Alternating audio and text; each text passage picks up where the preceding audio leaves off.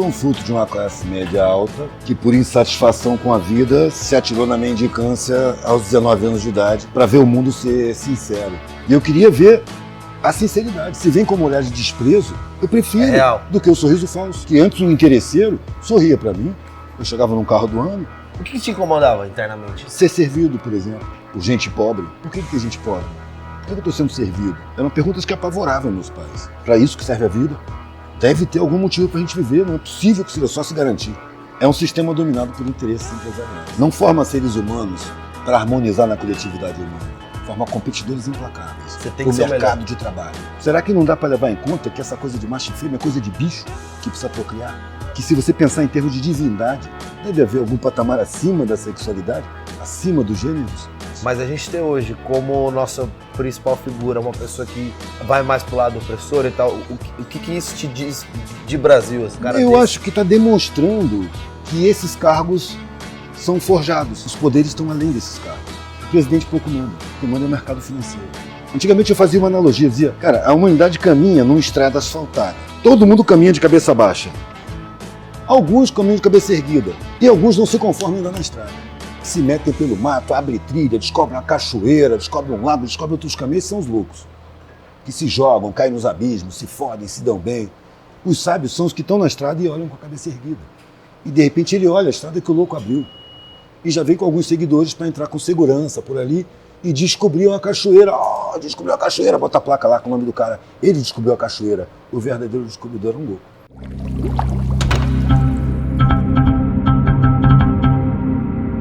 Os loucos abrem caminho que mais tarde percorrem os sábios. Você tá mais pra louco ou mais pra sábio? Tô mais pra louco. Mais pra louco? Claro. Cara, Eduardo Marinho foi difícil achar uma frase pra começar. Sempre começa ali dando um resumo pra galera. E tem muita gente muito nova que assiste esse canal, que vê, enfim, que vem de vários outros lugares. Se a gente tivesse que fazer uma sinopse breve assim, Eduardo Marinho, como você se apresentaria? Eu sou um fruto de uma classe média alta que, por insatisfação com a vida, se atirou na mendicância aos 19 anos de idade para ver o mundo ser sincero, pela primeira vez na vida. Cara, você tinha ali comida, roupa lavada, casa, enfim, uma família e tal. Por que romper com tudo isso e se jogar e tentar entender a vida no modo mais hardcore possível? Eu não me senti rompendo com nada. Mas você saiu de um lugar confortável para um total desconforto. Conforto aí é aparente. Sim. Eu não estava confortável, eu estava incomodado, eu estava desconfortável. O meu desconforto era interno, só tinha conforto externo. O que te incomodava internamente? Ser servido, por exemplo, por gente pobre. Por que tem gente pobre? Por que eu estou sendo servido? Por que a sociedade é assim? Por que nós somos privilegiados? Eram perguntas que apavoravam meus pais. Quanto tempo foi isso, dessa reflexão de vou sair daqui, vou sair da minha zona de conforto? Cara, eu me incomodo desde que eu me entendo por gente. A primeira vez foi quando minha mãe foi pagar uma promessa numa favela. Ela comprou um monte de pão, ela fez a promessa, conseguiu a graça, e aí comprou um monte de pão, ela me levou para ajudar a carregar os pacotes. Uhum. E entramos numa favela, isso em 70 e poucos, 70 e, sei lá, 5, 6, 7. E as favelas eram muito mais precárias do que hoje. Hoje já são precárias em excesso. Sim. Mas eram mais precárias ainda. E eu fiquei horrorizado de ver um menino da minha idade. Eu olhei no olho do menino assim, um menino com catarro escorrido, sem camisa, imundo, descalço, com a calça toda rasgada. E eu fiquei chocado com aquilo. E na volta para casa, eu vim enchendo minha mãe de perguntas. E ela perdendo a paciência comigo. Ninguém pergunta essas coisas, não. O mundo sempre foi assim, sempre vai ser. E assim, o fatídico dia assim, estou saindo de casa, vou para a rua. Isso foi depois de muitas tentativas de enquadramento. Eu tentei me enquadrar a primeira vez entrando para o Banco do Brasil com 15 anos de idade. Durou quantas horas? Foram 10 meses. 10 meses? 10 meses. Muito 10 meses. Eu entrei bem colocado. Fui trabalhar perto de casa, no centro de saúde. Depois me transferiram para a direção geral, porque o centro de saúde foi considerado insalubre. Eu, como menor, não podia ficar lá.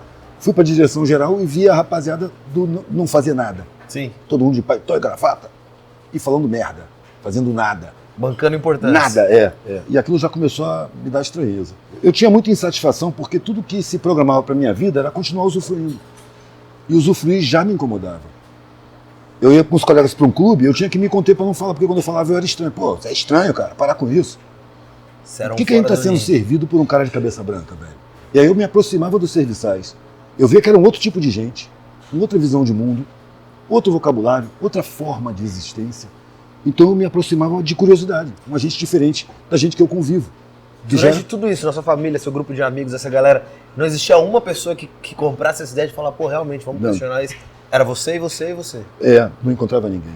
Aí me disseram que o meu futuro estava ali. Eu fiquei apavorado, pedi demissão. Não queria aquele futuro para mim. Olhar para os mais velhos e falava, caralho, não quero ser assim. Não quero virar isso. Para isso que serve a vida. Deve ter algum motivo para a gente viver. Não é possível que seja só se garantir. Eu já tinha isso na cabeça. Não é possível que eu passar meus anos todos dentro de um banco, vivendo uma vez por ano, nas férias. Mas por que você acha que as pessoas se colocam nessa situação? É medo? É medo. Medo do quê? Indução da sociedade. Medo induzido, medo de ficar doente, medo de ficar pobre, medo de passar fome, medo de ser discriminado. E aí, com medo, elas procuram uma segurança que E aí tem que não se existe. acorrentar. Existe, claro, só que custa a tua liberdade, velho. Por que você acha que segurança máxima é o nome da pior cadeia que tem? Perca total de Se liberdade. você quer segurança, você vai ter que se prender. Vai ter que aceitar as grades e as correntes, as cobranças sociais em cima de você. E aí, a hora que você sai do banco, tava ali com emprego, emprego Quando eu livre, tal, saí volta do pros banco, pais e fala, começaram a sai me fora. cobrar, o que você vai fazer da vida? Já que jogou essa oportunidade de ouro fora. E aí eu matutei uma forma de satisfazer meus pais. E eu não via na universidade nenhum curso que me atraísse. E eu tentando satisfazer meus pais, de repente acendeu aquela luz. Pô, você é militar. Claro, sempre vi no meio militar. Vivo entre militares. Meus amigos são todos filhos de militares. Ser militar é fácil. Aí fiz um concurso para preparatório de cadetes e entrei. Já como militar de carreira. Ganhando soldo. Com 16 anos ganhei a maioridade. Porte de arma. Talão de cheque. Mas ali, o que tinha ali de diferente que não tinha no meio do banco ali? Tinha exercícios militares. Brincar de soldadinho, dar tiro nos outros, fazer prisioneiro, eu adorava. Você gostou? Era como brincar de polícia e ladrão. Como um moleque. Eu me divertia muito. O problema eram as instruções, cara. Que falavam coisas que me incomodavam muito. Eu tinha a ideia, passada pelo meu pai, pelos amigos do meu pai, de que o Exército era uma organização nobre, que defendia os brasileiros, que defendia o território nacional, que estava aqui para garantir que o país ia ser independente. E não é? Quando eu fui receber as instruções, eu vi que não. Uma frase ficou emblemática na minha cabeça. Um tenente, no fim de uma instrução, ele falou: o povo é uma massa amorfa e acéfala que precisa ser controlada para não se tornar perigosa. Eu falei, peraí, eu vou ser um instrumento de tutela do povo? Aí nesse dia você resolveu sair fora. Eu já resolvi que não ia ser militar. Sim. Mas até dizer para os meus pais demorou muito tempo. Porque eu sabia que ia decepcionar. Que teria Ia ser uma cobrança. choque. Eles tinham certeza que eu estava entrando na carreira do meu pai. E ainda Eles já me viam me aposentando como coronel. Aí meus pais, de forra, me colocaram num cursinho pré-vestibular muito barato. Eu só tinha estudado escolas caras. Só escola cara. Então eu tratava com gente da minha classe social. Sim. Quando eu saí do Exército, eles estavam magoados, que eu joguei fora a carreira do meu pai. Tomaram isso como uma espécie de traição do meu pai. Me colocaram num cursinho pré-vestibular muito barato. E aí todo mundo ali era egresso de escola pública. Que a família estava fazendo um esforço para pagar um cursinho na expectativa de que passassem no vestibular. O que você via naquelas pessoas que não tinha naquela galera da escola cara que você estudou a vida inteira? O que eu vi era a sabotagem institucional da educação. Eu primeiro acreditava que eles matavam aula. E matutava, não é possível que todos eles matam aula. Todos eles mataram aula. Porque eles diziam que não, que aquilo não foi ensinado. Dentro de sala de aula não teve aquela matéria, não teve aquela fórmula, não teve aquilo que eu dizia, pô, meu irmão, isso aqui está no programa. É nacional, tem que estar, claro que deram, vocês estavam fora de aula, vocês estavam matando aula. Aí um dia um deles me trouxe uma prova do 3º ano, de uma escola de ensino médio. A minha primeira reação foi dizer, isso é uma brincadeira, isso não é uma prova. Mentira.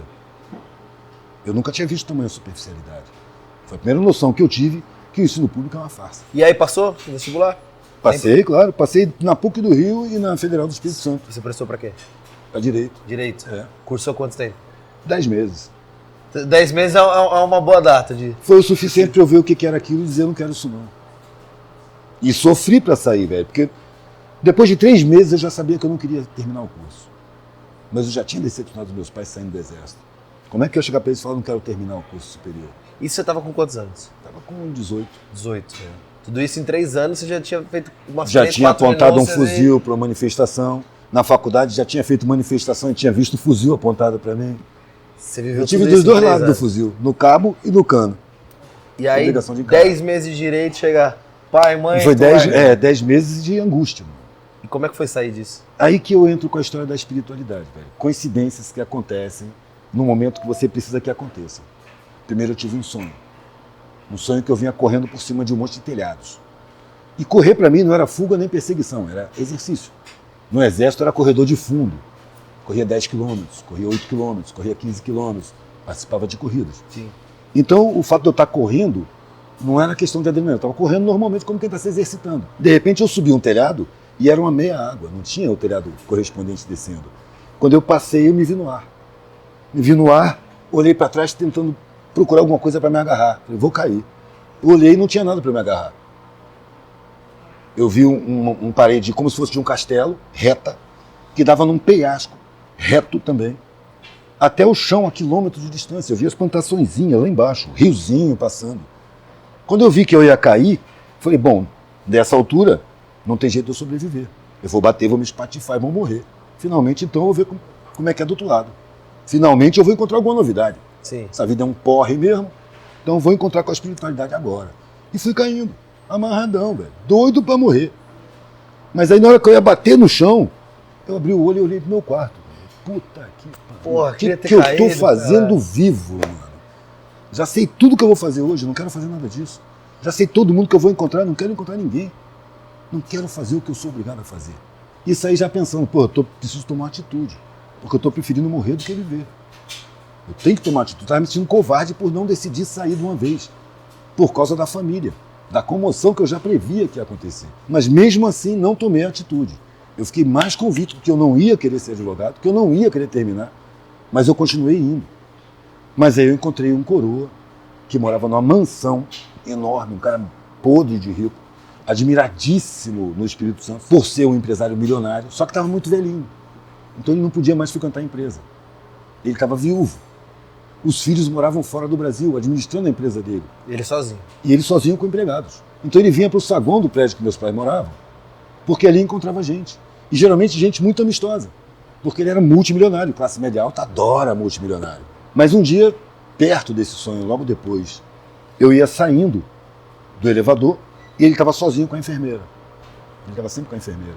E aí quando eu ia passando, eu falei, opa, tudo bem? Ele falou, menino, senta aqui. Num tom que me surpreendeu. E automaticamente eu sentei. E ele começou a me falar o que eu precisava ouvir. Quase. Eu fiz na vida, ele começou assim, eu fiz na minha vida tudo o que me disseram que era para fazer. Começou dizendo a realidade que eu estava naquele momento. Eu estava fazendo o que me diziam que era para eu fazer, ficar na universidade. Eu me formei em comércio exterior, montei uma empresa de importação e exportação, me dediquei integralmente, ainda estudante, a essa empresa.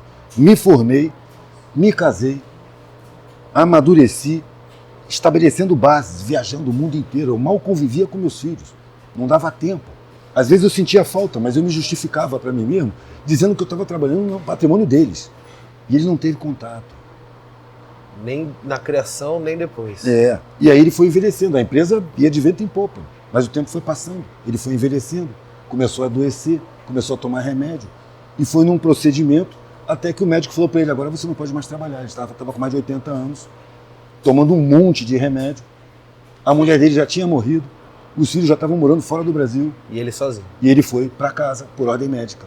E ele falou, quando o médico falou que eu não podia mais trabalhar, eu senti pela primeira vez na minha vida que a morte estava na minha frente. E eu nunca tinha pensado que a minha vida ia acabar. Então, quando eu vi que a minha vida tinha fim, eu olhei para trás. E tudo que valia tanto já não valia mais nada. Outra frase que bateu profundamente. A sensação que eu tenho é que mentiram para mim lá no começo da minha vida. E eu passei a vida inteira correndo atrás dessa mentira. E só agora que eu percebi que eu vou morrer, é que eu percebi que era mentira. E agora é tarde, eu não posso voltar atrás. Ali você entendeu tudo. A cabeça formigava, parceiro. Eu não chego na idade desse cara dessa maneira. Eu saí de perto dele, não fui para a sala de aula, fui para a secretaria da universidade, dar meu documento. Eu não quero mais ser doutor. Na mesma Quero hora. me desligar dessa universidade. Óbvio, mano. Você tá louco. E aí você comunica a eles que você tá trancando você na Passei faculdade. quase 2 meses nessa discussão. Quando ele chegou em casa do trabalho, que ele tinha se aposentado do Exército, mas estava trabalhando de assessor de segurança da Eletrobras, da Excelsior no Espírito Santo. Quando ele chegou em casa, eu falei, estava te esperando, ó, tá aqui. Meu histórico escolar, ficha 19, ensino fundamental, tá tudo aqui. Por quê? Porque eu vou pegar minha mochila e vou procurar um sentido para a vida. Aí ele sentou e a gente começou a conversar. E ele em choque. Você está desprezando tudo que eu te dei? Pelo contrário, eu estou levando comigo tudo que você me deu. Eu sou muito agradecido por tudo. E sua mãe? Minha mãe nem veio conversar, mano. Ela era muito pior do que meu pai. Ela queria me agredir, ela queria me bater, Sério? ela berrava. Então meu pai deixava ela no quarto. Não sei se ela ficava chorando ou rezando. E ele tentava desenrolar comigo para me conseguir reverter. E não deu para reverter. Da sua saída definitiva até hoje, quantos anos passaram? 40. 40. 40. Em algum momento desses 40 anos você se arrependeu? Nunca, mano. Nada? Nunca. Nem uma, tipo, vou voltar, assim, nada? Voltar pra onde, mano? Pra casa Voltar deles, pra assim. angústia? Eu não me senti saindo de casa, não, velho. Me senti saindo da casa deles. Me senti me liberando, abraçando a vida, ganhando o mundo. Eu tava entrando no mundo, porque eu vivia fora do mundo. Eu vivia numa bolha de proteção, de classe média alta. Eu sentia que eu vivia um mundo falso. Em todo lugar que eu chegava, todo mundo era legal, todo mundo era bacana, todo mundo estava ali para eu ser feliz. Isso é falso.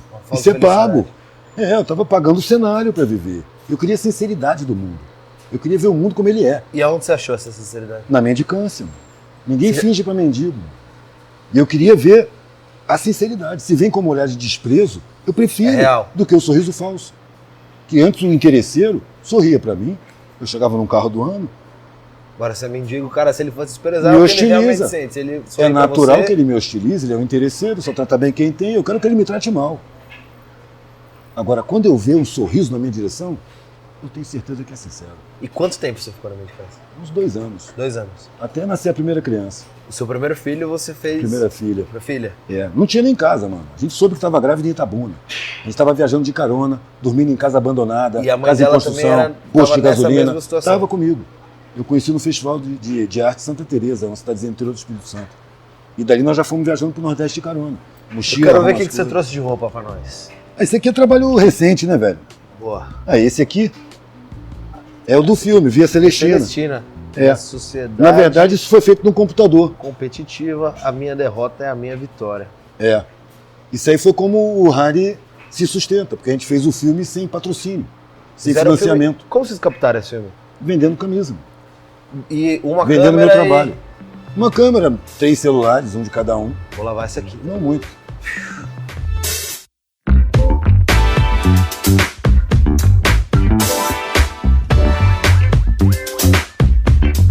Qual foi o momento mais, assim, o maior perrengue que você passou nesses 54 anos? Teve muitos tipos, velho. Onde dá uma balançada assim, você se questionar mais uma vez. Não. Os momentos de braba são os momentos onde a gente se supera.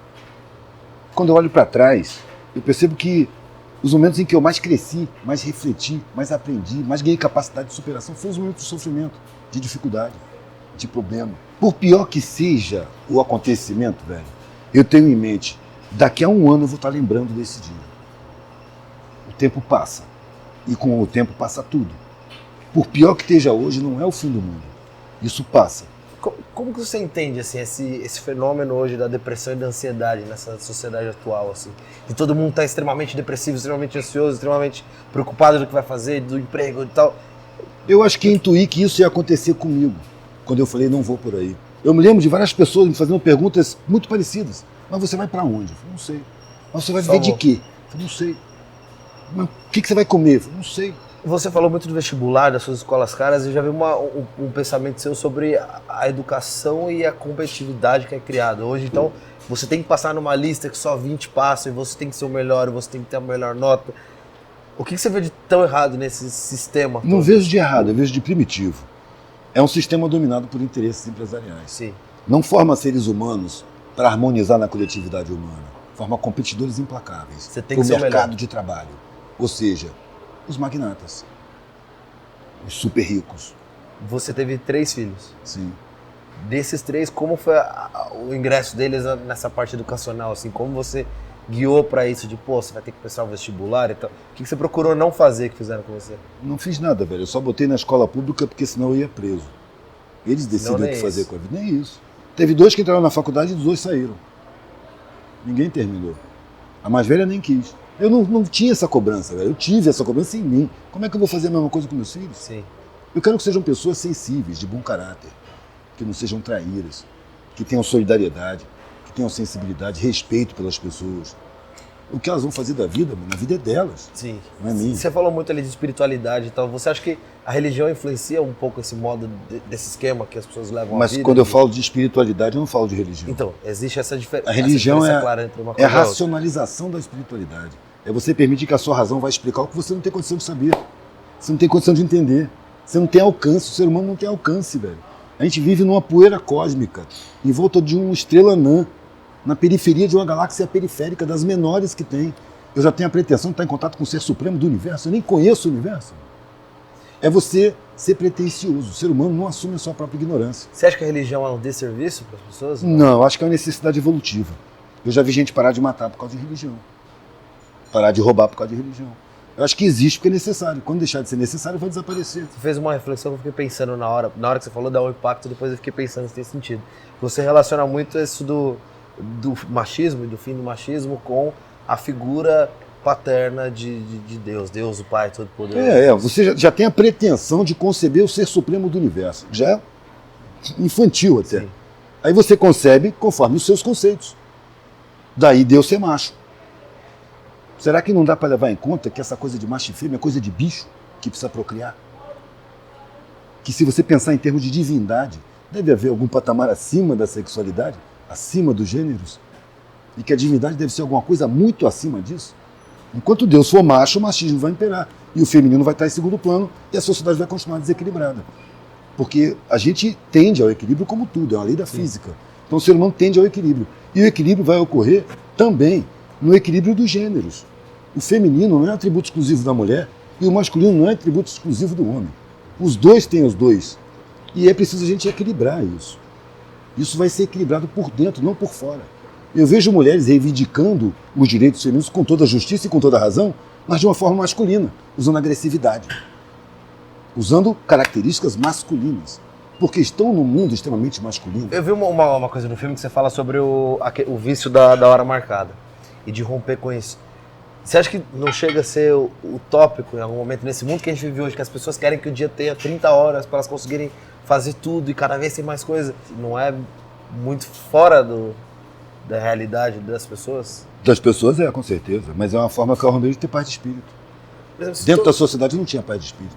Sim. Essa cobrança de horário, essa mentalidade empresarista. Por que o cara tem que comer de manhã, meio-dia e de tarde? Para trabalhar.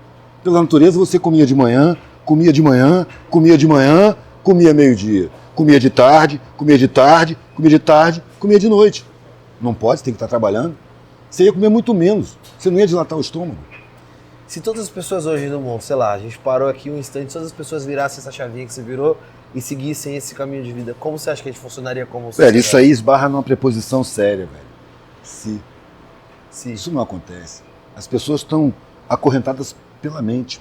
O modelo de ensino coloca opressor, oprimido. Ou você vai ser opressor, ou você vai ser oprimido. E você não imagina uma sociedade sem opressão. É um modelo de educação que faz o oprimido admirar o opressor e querer estar no lugar dele para oprimir também. Uma escada. Sim. Ele não imagina uma sociedade em harmonia. Eu acho que o objetivo da humanidade é atingir uma sociedade, uma coletividade harmônica, onde não existam abandonados. É possível isso, você acha? Materialmente é mais do que possível. Agora, não é uma sociedade humana ainda. Não evoluiu a ponto de se chamar de humana. É uma sociedade empresarista. O que tem o centro de importância da nossa sociedade não é o ser humano. É o patrimônio. É o interesse banqueiro empresarial. O ser humano está em segundo plano. Você vê como, quando conseguiram a Copa, a Olimpíada, trazer para o Brasil, os empresários comemoraram. 250 mil famílias foram deslocadas dos seus lugares contra a vontade. 250 mil famílias pobres no Brasil inteiro.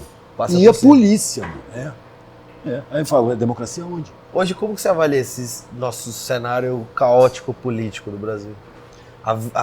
Você está falando da política partidária, né? Sim. Isso para mim é farsa, não é política. Qualquer Política partido. eu faço eu no meu trabalho. Qualquer um. A política partidária, ela foi construída para não funcionar.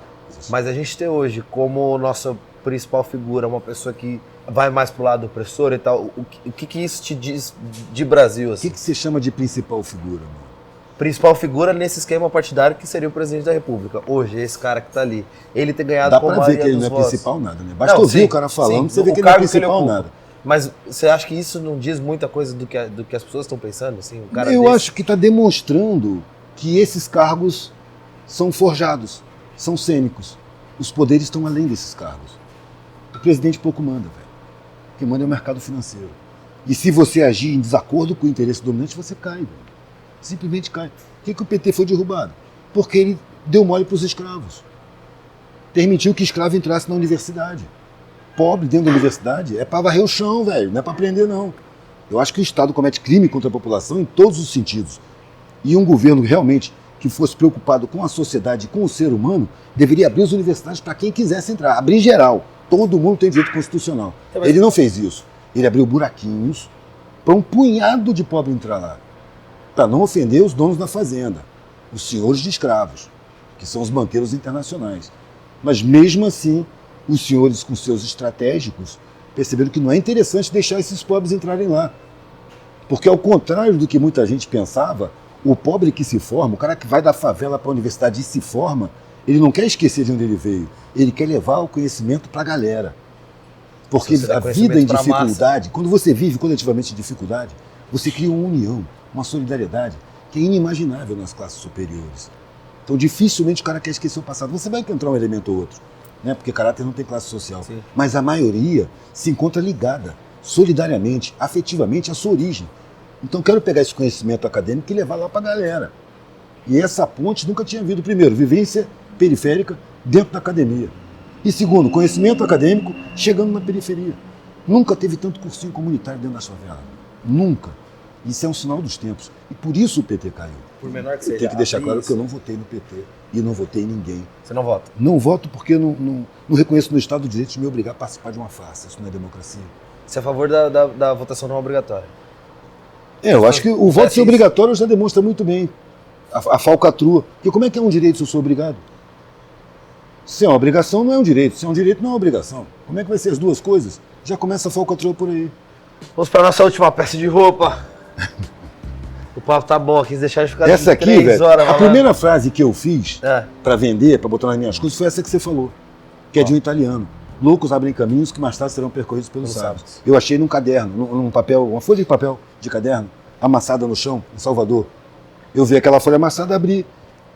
Comecei a ler várias frases. Quando eu cheguei nessa frase, eu me identifiquei. Porque me chamaram de louco quando eu pedi admissão do Banco do Brasil, me chamaram de louco quando eu saí do Exército, me chamaram de louco quando eu larguei a faculdade, me chamaram de louco quando eu peguei a estrada. Antigamente eu fazia uma analogia, dizia, cara, a humanidade caminha numa estrada asfaltada, com conveniência, posto, abastecimento, tudo do lado da estrada. Todo mundo caminha de cabeça baixa. Alguns caminham de cabeça erguida, e alguns não se conformam ainda na estrada. Se metem pelo mato, abrem trilha, descobrem uma cachoeira, descobrem um lago, descobrem outros caminhos, são os loucos. Que se jogam, caem nos abismos, se fodem, se dão bem. Os sábios são os que estão na estrada e olham com a cabeça erguida. E de repente ele olha a estrada que o louco abriu. A picada. Falou, opa, aqui tem uma picada, alguém já passou por aqui.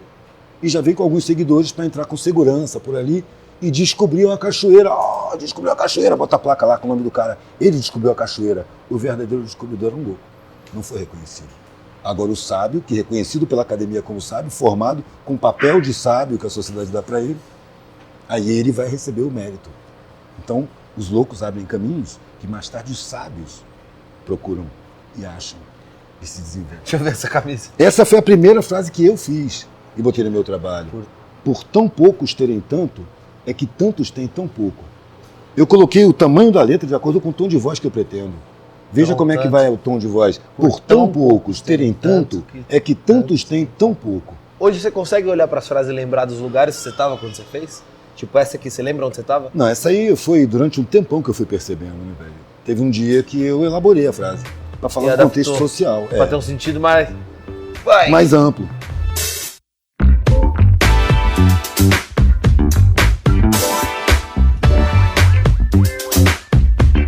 Tem algum medo? Qual que é o seu medo hoje? Não sei dizer. Eu tinha medo de ter vida sem sentido. Chegar na velhice, olhar pra trás e falar, caralho, não valeu nada a minha vida. Como eu vi muitas vezes acontecer. Mas ele é palpável, você acha? Ou é uma busca constante? Até hoje você não... Não, a busca é pessoal e é constante. O sentido tá... Ele se mostrou maior do que eu esperava no reconhecimento coletivo do meu trabalho. Pessoas me agradecendo. Você fala que os loucos abrem os caminhos e aí vem os sábios com a cabeça erguida, que a sociedade deu pra eles o papel de sábio. Hoje, quando vem essa galera e fala, você mudou minha vida, você abriu minha cabeça, você vê como um certificado de sábio, estou sendo colocado no lugar de sábio? Não. Eu não mudei a vida de ninguém, nem abri a cabeça de ninguém. Na cabeça dela, sim. Eu já trabalhei, sim. As pessoas acreditam em qualquer coisa. Quando alguém falava, você abriu minha cabeça, eu lembro do tempo que eu rachava lenha para cozinhar com 3 crianças. E lembro que eu usava o machado para quebrar. Eu não faria isso, né? Eu não abriria a sua cabeça. O que eu faço é captar e transmitir. E passar e as pessoas estão fertilizadas pela angústia de uma existência sem sentido. E elas projetam... Elas recebem como oportunidade da vida, velho, e dão proveito. Porque estão férteis. Eu lanço semente. Não tem merecimento no nascimento da semente. É a fertilidade de cada mente que faz ela brotar. Então, se a pessoa dá proveito ao meu trabalho, sou eu quem tem que agradecer a ela, e não ela a mim. Porque ela está dando sentido à minha vida, Sim. ao meu trabalho.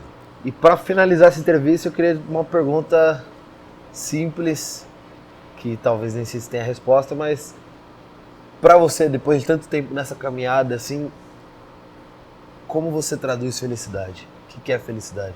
Porque se você parar, até esse medo do patrimônio, esse medo do emprego, tudo isso é em busca de alguma coisa que a gente não sabe o que é e que é felicidade. Ah, tem que ter um patrimônio para minha família estar segura e ser feliz. Tenho que trabalhar para nas férias eu ter um mês de felicidade e tal. Hoje que você entende um pouco mais aquilo que você foi buscar, o que seria felicidade? Eu tenho mais ou menos a mesma ideia que eu tinha com 19 anos de idade. Uma pessoa que se declara feliz para mim, nesse mundo, ou vive numa bolha de realidade, não tem contato com o mundo, vive isolada e pensa que o mundo é um conto de fadas, ou uma pessoa extremamente egoísta, que não se importa nem um pouco com tanto sofrimento que tem no mundo. Ou seja, felicidade não existe. No nosso patamar, não. Existe satisfação. Porque muita gente, quando eu falo isso, fala que eu faço apologia da infelicidade. É uma visão muito superficial, velho. Se eu não acredito que eu possa estar plenamente feliz, eu também não acredito que eu possa estar plenamente infeliz. Eu exijo a minha satisfação. Agora, a felicidade, talvez se o mundo fosse justo, não tivesse tanta gente abandonada, criança nascendo na miséria, programada para morrer, ser bandido ou ser explorado. Talvez exista um patamar de perfeição, talvez exista um patamar de felicidade, só que de onde eu me encontro eu não vejo. E não reconheço que ninguém veja. Quando alguém vê felicidade, vê pedaço de felicidade. Ou é egoísmo ou é ingenuidade. Mas como as pessoas evoluem, hoje eu não sou a mesma coisa que eu era antes, você também não é. Sim. Você sabe muito mais do que sabia antes. Isso coletivamente também acontece. A humanidade tem 2 milhões de anos. Para trás, desde o uivo, do guincho, do tacape, até hoje. Tem mais uns quantos milhões aí pela frente. O que você vê vindo nessa nova geração que já é muito diferente da antiga? De característica dessa busca e de como se portar quanto sociedade? Eu vejo O que você vê de evolução e desevolução? olhares diferentes. Um número maior de exceções dentro de sala de aula. E quando eu estava dentro de sala de aula, era uma exceção numa sala de aula. Hoje tem mais. Hoje tem grupos. E isso eu trato muito com professores. E eu pergunto, não tem umas exceções, uns olhares brilhantes na sua sala? Não tem, para esses que você dá aula. A maioria não, a maioria está prisioneira do consumo, da superficialidade, da futilidade. Porque a mídia está aí para isso, para induzir as pessoas à futilidade, à disputa, ao consumo excessivo, ao valor pessoal pela posse. Quanto mais você tem, mais você vale. E as pessoas não se dão conta que quanto mais elas têm e ostentam ter, mais interesseiros cercam elas. Se você quer sinceridade, velho, bota uma roupa velhinha. Ninguém vai fingir para você. E aquela pessoa interesseira que ia sorrir para você e tratar você muito bem, vai te olhar com desprezo. Pelo menos esse desprezo é sincero. Não é melhor que tapinha nas costas. 1000 vezes. Sou mais um pé na bunda com sinceridade do que um sorriso falso. Cara, quem quiser ter esse papo aí, conseguir assistir... É só chegar onde eu estiver expondo, velho. Que é a mesma coisa que eu falo na beira da calçada. Você tá cada hora, você tá num lugar, eu vou te acompanhar no Mas Instagram, eu aviso no Facebook. Tá... No Instagram não adianta me seguir. No Facebook... Facebook. Tem, como tá seu Facebook? Tem 3 páginas que eu sigo. Que são fanpages, 2 fanpages que abriram pra mim. Sim. E depois, como bombou muito... Juntou. O cara me procura. Fala, eu fiz uma fanpage aqui pra você, chamada Eduardo Marinho Frases. Só que tá com 300 mil seguidores. As pessoas estão falando comigo como se eu fosse você. Então você segura essa aí. E passou pra mim. E eu comecei a administrar essa página. Eu não tinha aberto. E quem só Eduardo Marinho lá? Eduardo Marinho Frases é essa. Frases é essa. E lá você põe data também de onde você vai estar, o que você vai estar fazendo. Põe, eu aviso onde é que eu tô. E no Instagram também ele não usa, mas tem ali a galera que quem usa, velho, coloca as coisas que são legítimas. Que é o Harry que dirigiu. É o Harry, Que também é Eduardo no Marinho. No filme mesmo, Eduardo... Ah, velho, eu não vou saber dizer. Eduardo Marinho, ponto oficial. Tá vendo? Só isso aí já mostra que não fui eu que fiz. Ponto oficial. Eu jamais poria oficial. Não. Ponto oficial, selinho de verificado pois no Instagram? Não, ele até me fez colocar selinho de autenticidade na fanpage lá, pra nego saber que sou eu. Antes da gente encerrar, de passar ali as redes de novo, Tem uma pessoa que fez essa entrevista acontecer, eu já tinha visto algumas coisas suas, mas me apresentou mais profundamente. Toda vez que eu vim aqui, assiste esse filme, assiste isso aqui, lê isso aqui. E aí quando eu entendi, eu falei, entendi por que ela assistiu e, pô, realmente valeu a pena. E ela juntou tudo isso, eu queria que ela fizesse a última pergunta, que eu sei que ela deve ter um monte de coisa guardada aí pra perguntar. Vanessa... Ia fugir não. Quero dizer que é sacanagem. Ia que fugir isso não não. estava combinado. Que bom, né? Que deu certo. Pô, que bom que deu certo. Aqui com a gente. E eu acho que a gente só tem a agradecer, Sim. né, Lucas? Não, acho que tem tanta coisa já na internet, já tem tanta coisa, o Edu já anda aí o Brasil inteiro, eu acho que já tem tanta informação por aí, e tanta informação que vai chegando, né, e que a gente vai falando e vai trocando, e eu acho que a gente tem só a agradecer mesmo. Eu fiquei muito feliz desse encontro ter rolado, e aqui na Laudre também, e eu acho que vai ser muito bacana pro seu canal, porque você tem muitos jovens no canal dele que olhinhos assistem, brilhantes.